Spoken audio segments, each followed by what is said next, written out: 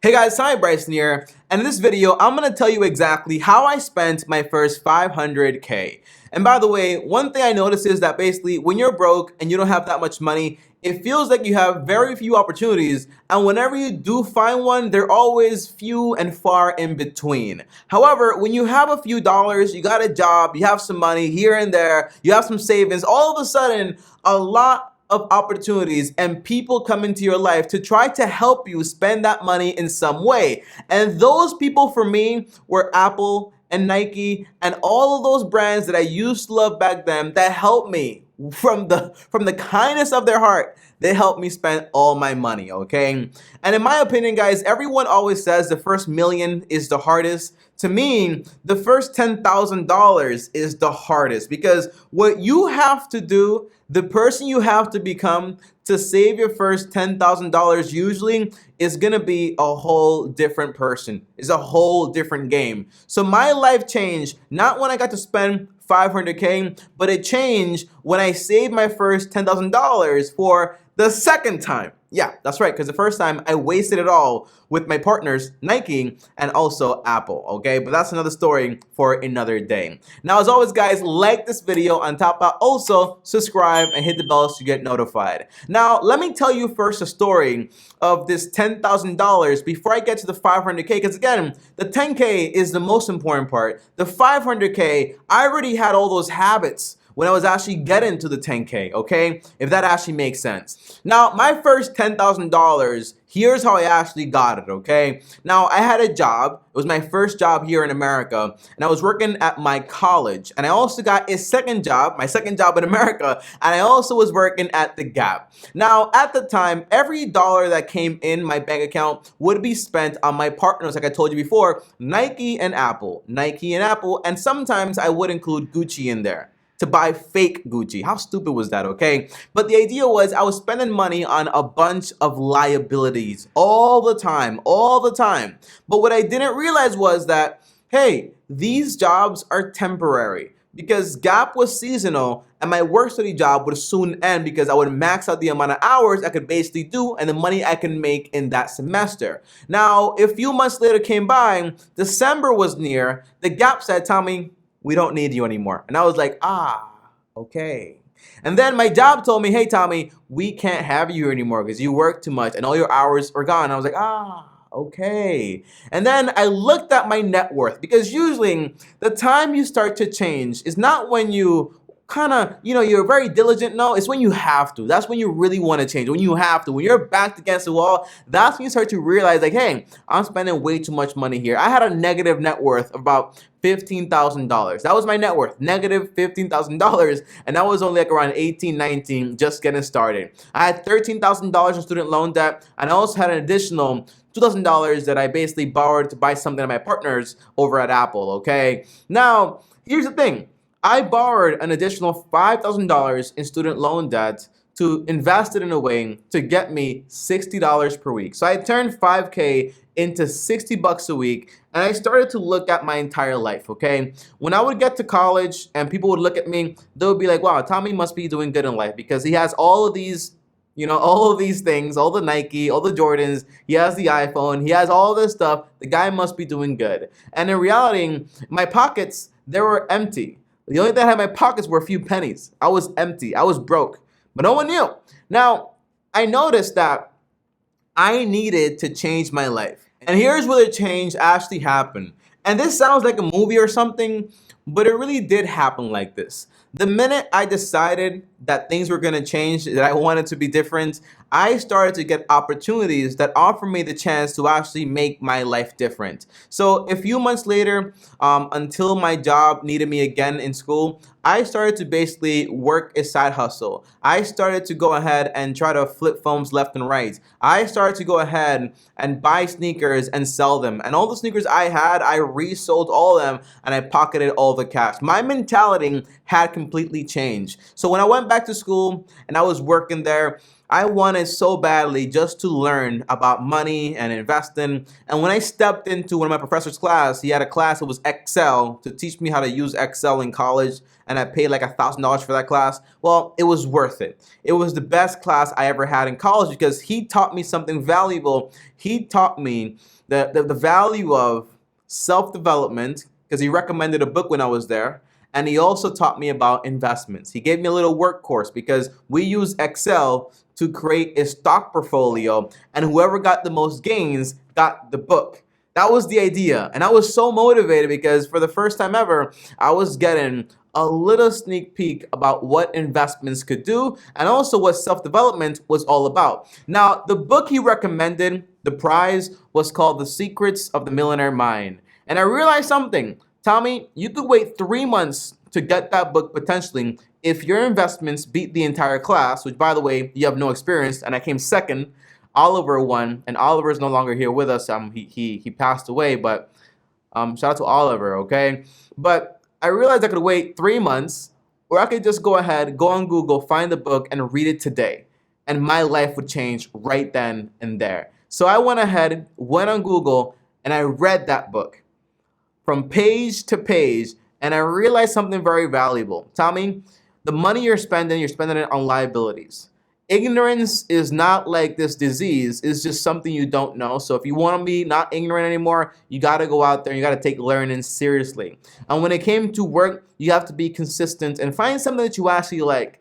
And he taught me this entire way to manage my money a lot better. So by the time those 3 months were over in that class, semester was over, I was a changed person, and I knew more than every single person in that class. I think I read more books than the professor just in that 3 month span because every time I took the bus to school, I would just read and read and read and read. And whenever I thought about not reading, I remember how embarrassed I felt to be making 60 bucks a week, to be relying on my mom giving me 10 bucks a day to go to school, to buy lunch and so on, and to look the part but not be the part, because that is super embarrassing. And that kept me going. Now, let's get here, guys, okay?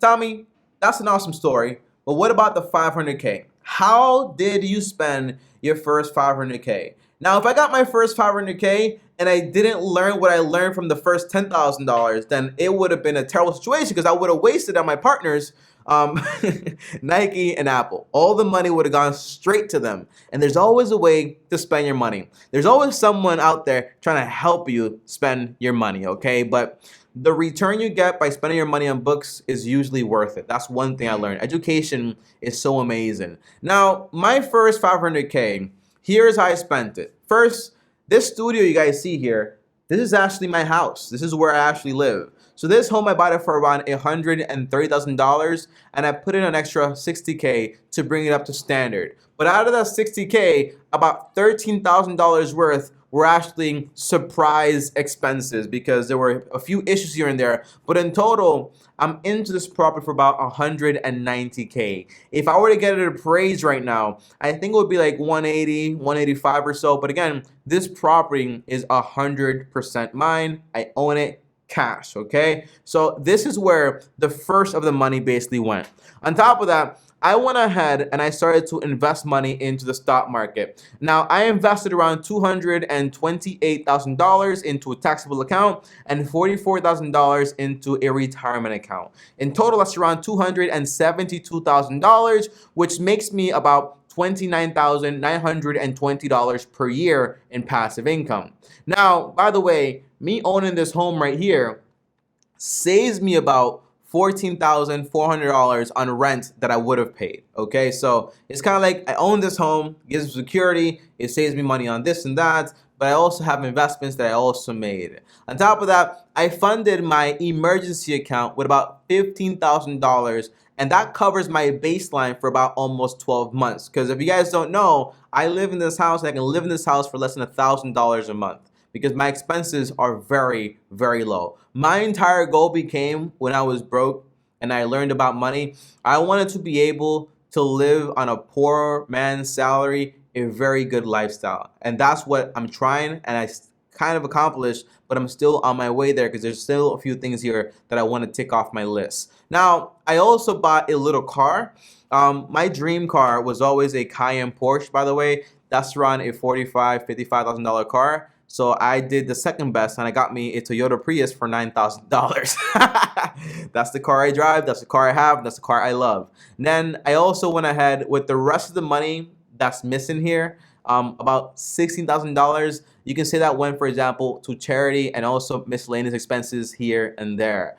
But overall, I still have the same iPhone X I had, I think, back in college. I still have, for example, this is my big expenses right here. I paid like $300 for this watch. I bought it used too. Now, some of the lessons that I learned from making this much money was basically that first, money is a tool, so you use it to help yourself and set yourself up for success. So it's always involves, for example, like, you know, paying off your debts, saving up for emergencies, investing into the future, and also worrying about paying off your home as fast as possible. And then I also learned that it's not about what I did with the money, but it's also about what I didn't do with the money. I didn't get into any risky investments. I didn't invest into things I didn't understand. I didn't take advantage of, for example, the Bitcoin craze. There were things that I missed out on, but because I missed out on those things, I also missed out on all those losses that nobody else talks about here on YouTube. So by focusing on what I knew and I understood, I was able to leverage that and basically just double down on the things I fully comprehended. Now, here's what I believe, guys, okay? Around 80% of the people that watch this video, they're gonna be like, wow, that's pretty cool stuff. But the other 20% are gonna be like, wow, Tommy, that's cool for you, but I'm not ever gonna be able to make that much money. The answer is that's not true, and here's why. The average person that makes around $42,000 a year has a average lifetime earnings of about $1.7 million. If you just invested 10% of that money, you would have an investment account in 30 years of about like almost $1 million. That's how cool that is. So if you started investing today, 10% of your $42,000 salary, you would have in 30 years almost $1 million. That's a big deal. Now, if you bought a home the right way using the 15% rule, guess what? You could basically pay off a home in around 15 years. And then boom, in 15 years, you have a paid off home. That's equity in there. That's your home. In 30 years, you have $1 million. And then you have passive income coming in from there. Like, it's very possible. The thing is that not many people are gonna want to do it. And that's why statistics show that basically the average millionaire is 57 years old. These things take time, but everyone wants it like super, super quick, okay? Now, there's also one big lesson that I learned from my mentor a long time ago. Whenever he would tell me anything about, Tommy, this is happening, that's happening, you should change this, you should change that, I would just defend my life circumstances. Like, oh, I didn't grow up with a two-family household. I didn't grow up with a lot of opportunities. I didn't have a tutoring for the ACTs. I didn't have this. I didn't have that. And this is what he told me. He told me, the more time you spend defending your lifestyle, the greater chances are that you're actually going to stay there. Because if you defend something and you really believe it, that's why you're there, then nothing's going to change. But the minute you let go of that and you say, well, what can I do to take advantage and control my circumstances? That's when everything changes, okay? And by the way, last thing here, guys, is you can't be afraid of losing money, okay? When I got to my first $10,000, I didn't know why I saved up the money. I just wanted to save it up. I spent all the money on trash and garbage. I felt like trash and garbage when I spent all the money because it took me so much work. But then when I got to my second 10K, the second time I knew, hey, this is money I want to use to invest, to make me more money and to secure my future. So once your money has a goal and you name it, that's when everything changes. So number one, here's the tips I learned along the way by doing this stuff, guys. Number one is knowledge is more important than money, because money without knowledge, you'll probably spend it on trash. Number two, consistency is more important than just like bursts of success. You can be successful every now and then, but if you're consistent over time, you'll do a lot better than the average person. Number three, do you want to be right or do you want to be happy? A lot of people try to do the right thing as far as, for example, OPM, leverage other people's money, and they do this, they do that, and it all sounds good on paper, but whenever something goes wrong, they can basically get wiped out. So I decided I'm not trying to be right in the sense, I just want to be happy. So doing certain things like paying off a home, in my finance head, it makes no sense because it's a waste of capital. Doing things, for example, like not getting into debt anymore, in my sense, it's like I can use that capital to make more money. Why wouldn't I do that, you know? So it's more as if like, hey, worry about what makes you happy in a sense and put that on the back burner, and you'll still be able to get to where you want to go in a safer way. And that's why today I tend to agree a lot more with Dave Ramsey than I used to. But one thing I will say is, guys, like Jim Rohn used to say, okay, be a student, don't be a follower. So as you watch this video, you might learn some of the things from me, mistakes I've made, things I could have done better, things I did do that worked out for me. But listen to these things, study them, and then make your own decisions and come to your own conclusions. Don't just follow what I did. Make up your own mind, because we all have a different path to walk, and we're all getting to the same place. It doesn't matter how you do it, okay? We all have our different methods, okay? So, guys, thanks for watching. As always, like, subscribe, hit the bell so you get notified. And I was always scared, man, that I was going to be like, yo, if I get money, then I'm probably going to spend it all on trash, and then I'm going to be one of those people that say, I had this much, and then I don't have this much anymore. So I've always been a lot more risk averse than the average person. And that's it. All right. Peace. Long-term team officially out. More content here. And follow me on Instagram at TommyBryson. By the way, comment down below. Comment if you made it all the way to the actual end of this video. Comment down below. Comment. Peace.